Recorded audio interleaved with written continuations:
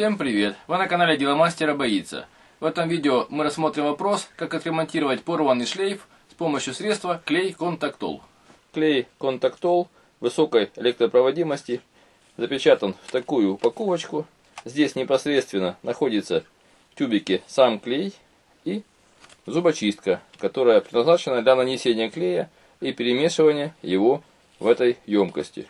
Судя по надписи, он предназначен для ремонта нитей обогрева заднего стекла автомобиля и для выполнения токопроводящих коммуникаций на диэлектриках.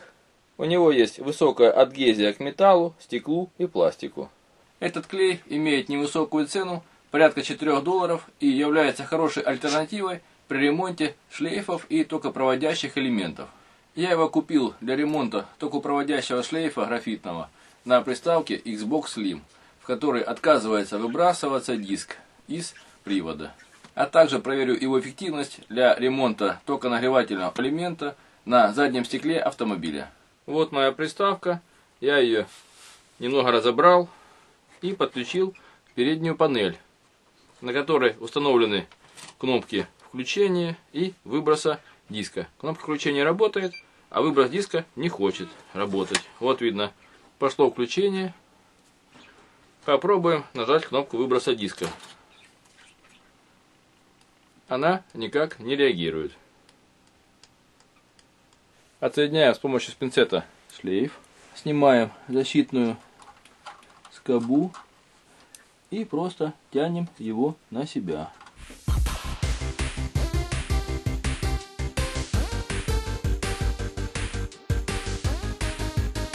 Здесь с внутренней стороны крышки передней есть вот такой замысловатый шлейф. Он графитный. И здесь идет два контакта на кнопку включения.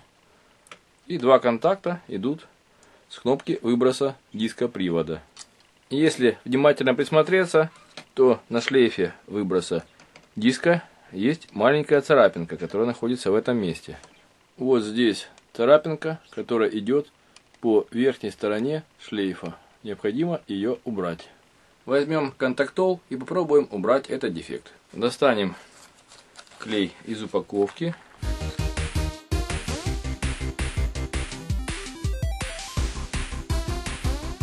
Здесь видно, что он имеет серебристый цвет и слегка расслоен. Есть небольшой осадок. Теперь необходимо хорошо все перемешать, чтобы осадка не было и клей был однообразный. Здесь есть на упаковке способ применения. Необходимо тщательно и продолжительно размешать содержимое флакона до однородной массы, не допуская малейшего расслаивания. Нанести на участок. Время схватывания 30 минут. Произвести корректировку лезвием. При необходимости повторить. И изделием можно пользоваться через 24 часа. При необходимости разбавить спиртом крепкостью минимум 96%. Я клей хорошо перемешаю,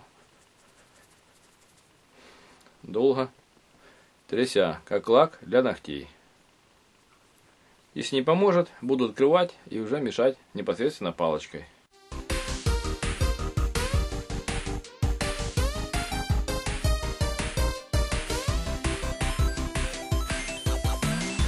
Теперь я его открою и перемешаю просто палочкой, зубочисткой до однородной консистенции.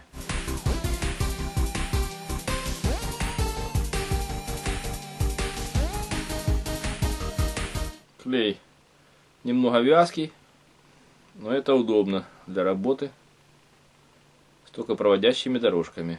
Теперь возьму небольшое количество клея после перемешивания и нанесу его на поврежденный участок с помощью зубочистки.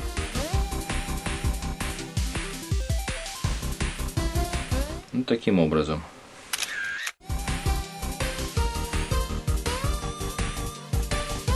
Подождем полного высыхания и проверим, как работает шлейф. Для ускорения сушки я воспользуюсь обычным феном для волос. Здесь важно не перегреть шлейф, чтобы он не расплавился.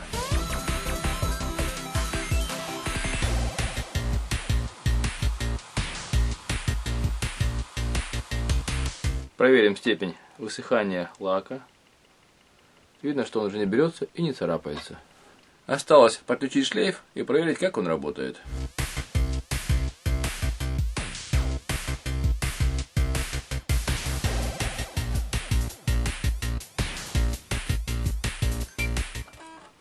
Включение пошло.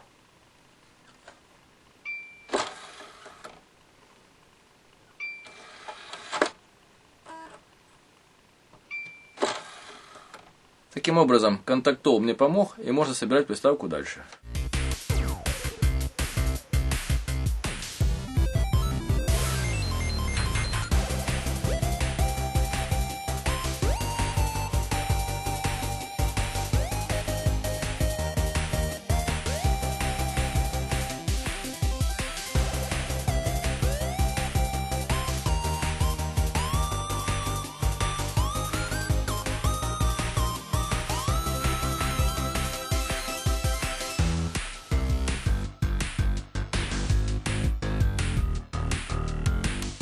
Теперь осталось проверить, как работает приставка после ремонта. Кнопка включения работает. И диск выдвигается. Значит, новый шлейф покупать не нужно. Вы были на канале Деломастера Боится. Смотри видео о том, как отремонтировать шлейф контактолом, если он поцарапан или порван. Это препарат действенный и помогает избежать покупки нового шлейфа. Пишите свои замечания и комментарии, ставьте лайки, подписывайтесь на наш канал. Будьте с нами. Всем пока.